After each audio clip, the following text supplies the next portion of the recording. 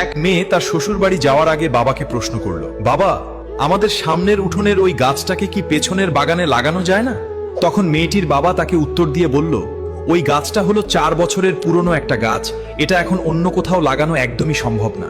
এখন যদি এই গাছটাকে অন্য কোনো জায়গায় নিয়ে লাগানো হয়, তবে সেটা নতুন মাটিতে নিজেকে মানিয়ে নিতে পারবে না এবং গাছটা মরে যাবে। নিজের বাবার মুখে এই কথা শোনার পর মেয়েটা তখন হাউমাউ করে কাঁদতে কাঁদতে বাবাকে বলতে লাগলো, আচ্ছা বাবা, একটা কথা বলো তো, 4 বছরের একটা পুরনো গাছ যদি অন্য জায়গায় নিজেকে মানিয়ে নিতে না পারে, নতুন মাটিতে নিজেকে একদমই বাঁচিয়ে রাখতে না পারে, তাহলে আমি তো তোমার এই ঘরে 20 বছরের পুরনো একটা মেয়ে। আমি তো কোনো সামান্য একটা গাছ নই বাবা, আমি তো তোমারই মেয়ে। তাহলে তুমিই বলো, আমি কিভাবে অন্যের একটা নতুন বাড়িতে গিয়ে নিজেকে মানিয়ে নিব আর নিজেকে সম্পূর্ণ বাঁচিয়ে রাখবো বাবা?